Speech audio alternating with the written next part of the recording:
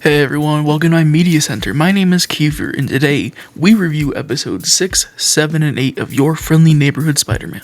Last week's episode had really high highs, and I am extremely excited to get into it with this week's episodes. This show is phenomenal, and it's on track to be my favorite Spider-Man show of all time. And we're almost done with the season. Next week's episode serves as the season finale, starting with Your Friendly Neighborhood Spider-Man Season 1, Episode 6, Duel with the Devil. We open up a class with Peter trying to get Nico's attention, but he gets another kid in trouble in the process. After class, he has to stay and talk with the teacher where she mentions a kid getting probation. That kid being Lonnie. He also gets kicked off the football team, and when his girlfriend tries to talk to him about what happened, Lonnie gives a very vague response about family issues. He then walks out of school early, and while those two have issues, so do Nico and Peter. There's some tension, and Peter wants Nico and Harry to get to know each other better at his house tonight. Nico was against this and apprehensive, but eventually gives in. We catch up with Lonnie at home lying to his parents about why he's home, and his brother Dre confronts him. Dre says he's the screw-up, not him, and Dre also says that he only joined the gang so he can be somewhere where he's not just known as Lonnie's little brother. Lonnie leaves the house in frustration. Meanwhile, Peter and Harry are hanging out at Oscorp. Harry hoping not to be a third wheel with him and Nico.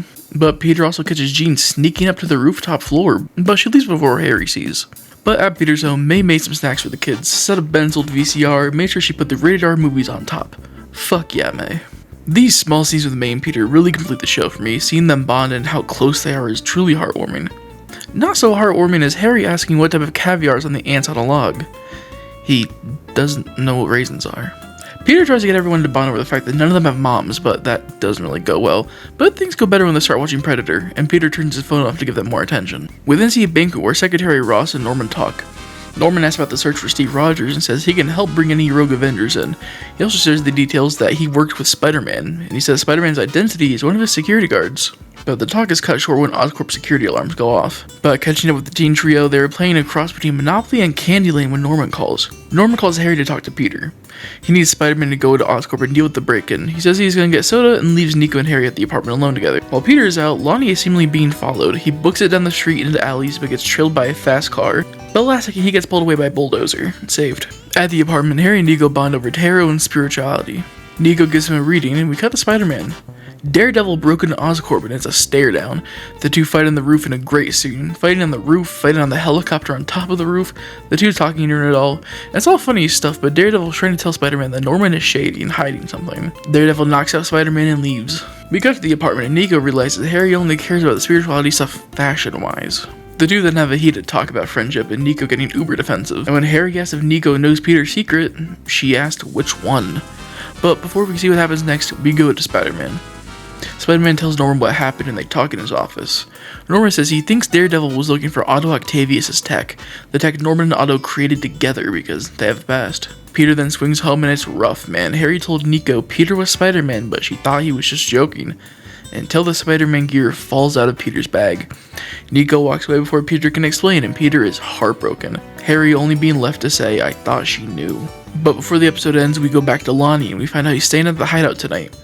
But he was followed. The Scorpions now know the gang's location, and we see Otto finishing something. It is a scorpion suit for Mac Gargan. It's another great episode here. The show delivers yet again. I'm not a fan of Nico finding out Peter's identity, but it doesn't ruin the episode for me. And we are in for a big finale, but we have 2 more episodes to discuss here. I'm feeling an 8.5 out of 10 for this episode.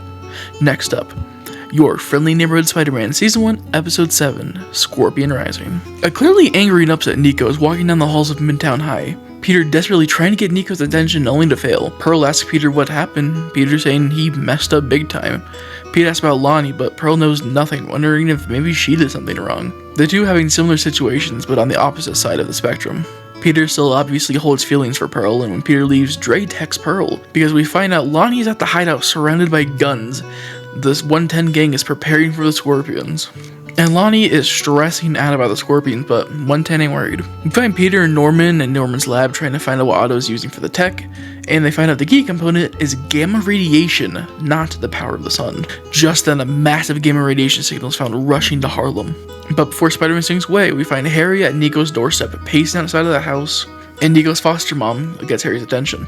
Nico goes to the door, and Harry scrolls through his notes app, trying to find the right apology. Apparently, he has a lot written in his notes app. Nico goes to interrupt, but her stomach rumbles before she can speak, so Harry offers to get them food. Harry buys them pizza and takes her to a spot to clear his head and get away from all the cameras.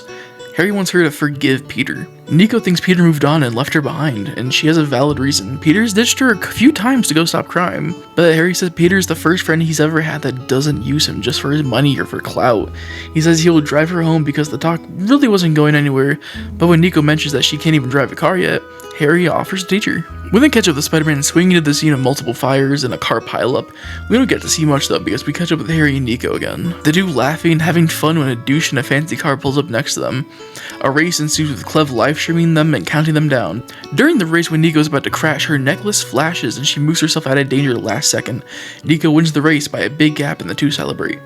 But what was up with that necklace? But you know who ain't celebrating? Lonnie Lincoln. Pearl showed up to the 110th Street Gang's hideout, and because Dre told Pearl about where Lonnie was and where he has been.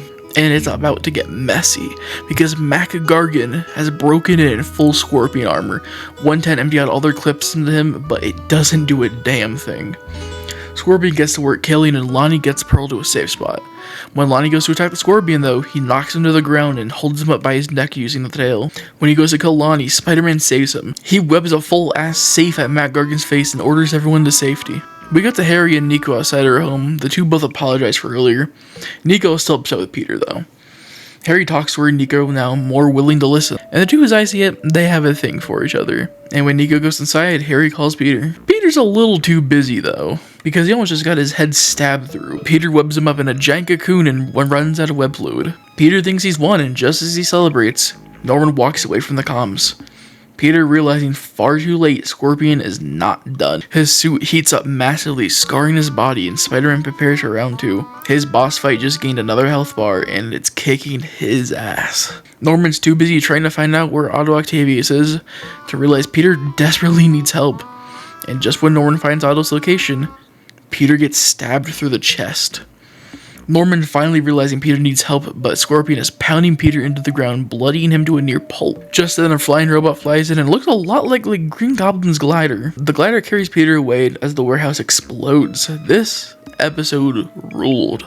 Every single thing about it hit for me. It had me hooked the entire time. It is my favorite episode of the show so far. It's a 10 out of 10. This show just keeps getting better. And with just one more episode to talk about this week, let's get to it. Your Friendly Neighborhood Spider-Man, Season 1, Episode 8.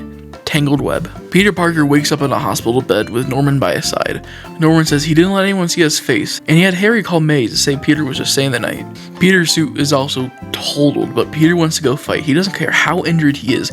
He wants to go fight. Norman says Peter needs to step it up or else the working relationship will end. When Peter goes to leave, he hears a scream, only for it to be from the interns. Peter and Dr. Connor's invention is working. Even Will says it's a breakthrough. We also see in the hallway a pile of animals in crates. I wonder what that's all about. No time for that. Peter is home and May sees the damage done to him.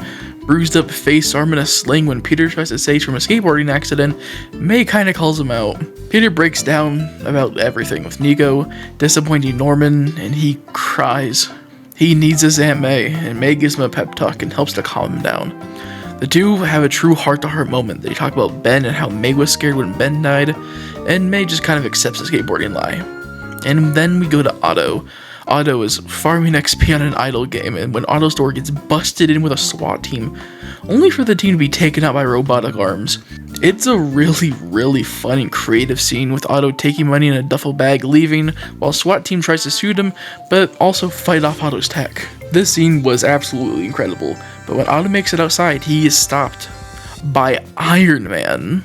Otto only then finally standing down. The design is so sweet. Peter wakes up from a nightmare to find his arm isn't healed, and he calls Nico, but Nico doesn't answer the call or the mass amount of text that Peter sends. Peter talks in the voicemail, just a yap session of apologies and reasons for not telling her, but the call is interrupted by Pearl calling. Peter was supposed to meet her for a project. So was another girl, but she said her dog's grandma died, so she didn't show up. Peter is late for the project he was supposed to do, but he still shows up at the end. And Pearl isn't doing too well. The two bond while working, and it's really sweet, but the pair get interrupted by Lonnie at the door.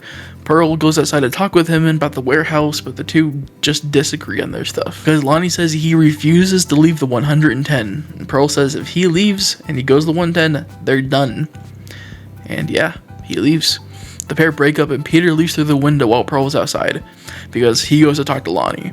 But Lonnie doesn't want to hear it and walks away. Peter goes home abandoning Pearl, and when he gets home, May's gone too. She got called into work, and Peter's alone with his thoughts. So he decides to go to Norman's office, and Harry's there too. Norman tells Harry to give them a moment, but Harry tries to fight it and stay, but he ends up gone. Peter asks Norman how to do better as Spider-Man, and Norman tells him to stop holding back. Norman then utters the line, "With great power comes great respect." Norman leaves to run an errand, and Harry goes back in the room. The Big Don calls a group meeting in the alley, and the group, it's in shambles. Members are fighting, they don't want to be there. When a man hidden by a white mask gives the group details to where Otto Octavius is going to be. Big Don pays him, and Don wants tech from Otto. And Tombstone rallies them behind Don, clearly becoming the new second in command, much to Don's delay. Going back with Harry and Peter, the two talk, and Harry agrees with Norman, but points out Peter is his own man. There's a police scanner on, and the police need help. Peter's itching to get back out there, but there's no suit for him, as far as he knows. Harry, turns out, made a suit behind Norman's back with more colors, and it's time, everyone. The classic suit is here, but we don't get to see it yet. The episode ends. It's another banger. I want more. I need more. Next Wednesday needs to be here so bad. It's a 9 out of 10 for me.